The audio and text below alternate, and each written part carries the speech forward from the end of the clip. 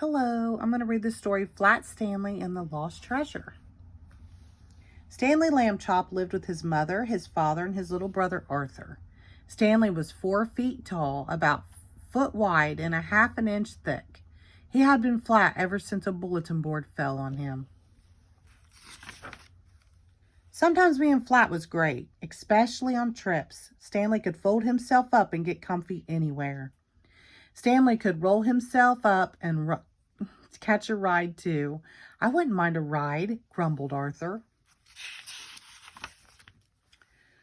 But being flat on the beach was a pain in the neck, and the leg, and the arm. Ouch, cried Stanley. That's the 3rd time I've been stepped on today. Stanley brushed off the sand. Let's do something else, he said to Arthur. Want to go snorkeling? Sure, said Arthur. Stay in the cove, Miss Lambchop called. Okay, the boys agreed, pulling on their masks. Stanley splashed into the sea. Last one is a rotten egg.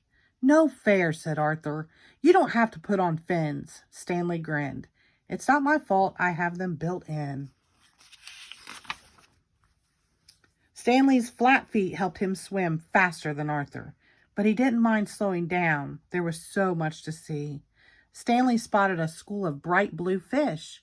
Arthur pointed out a stingray. Hey, it's flat like you, he tried to say, but it sounded like glub, glub, glub, glub, glub. A small silver dolphin zipped past Stanley. It whirled around and swam back, so close he could almost touch it. Swish! The dolphin raced ahead again. It looked back at the boys, as if it wanted them to come along. Stanley looked at Arthur. Arthur nodded eagerly. The boys kicked hard and followed the dolphin to the end of the cove. Below them, the ocean floor dipped. There, nestled on the bottom, lay an old ship. The dolphin dived down. The boys took deep breaths and dived too. They couldn't believe what they saw. The ship's sails were torn. Its nets were tangled. But in the middle of the wreck sat a chest of gleaming gold. Stanley kicked back to the surface. Arthur's head popped up next to him. Did you see that? Arthur cried. Let's grab a bunch of gold. We'll be rich. Hold on, said Stanley. That treasure must belong to somebody. Let's take one piece to show everyone. Then we'll figure out what to do. Oh, okay, said Arthur. Just then, a wave slapped Stanley. Then another. It's getting choppy, he said. I think it's going to storm. Wait here, Arthur. I'll hurry and get the gold. Stanley dived to the ship again. He picked up a gold bar. It was the size of a candy bar, but much heavier. He slid it into his pocket of his trunks. Stanley was about to head back when he saw the dolphin. Its tail was caught in an old fishing net on the ship. I've got to help, thought Stanley, before we both run out of breath. Quickly, Stanley rolled himself up. He tried to slide through a hole in the net, but something got stuck. The gold bar. Stanley yanked it out of his pocket and tossed it away. Now Stanley fit easily into the net. He used his flat fingers to pry the rope off the dolphin's tail. The little dolphin was free.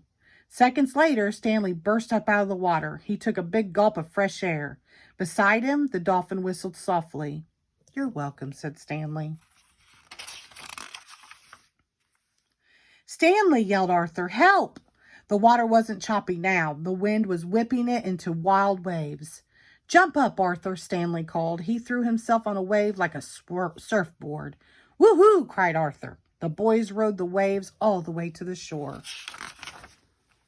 By morning, the storm had passed. Stanley and Arthur took their parents to see the shipwreck. It was here. Really, said Stanley. Mr. and Mrs. Lambchop peered into the water. The bottom of the cove was empty. No ship in sight, not a trace.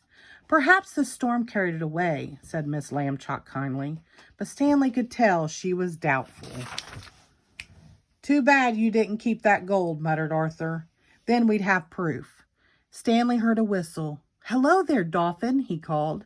The little dolphin whistled again, then it flipped its nose. Something shiny flew through the air. Stanley reached out and caught it. Stanley smiled. Did someone say something about gold? The end. Thank you.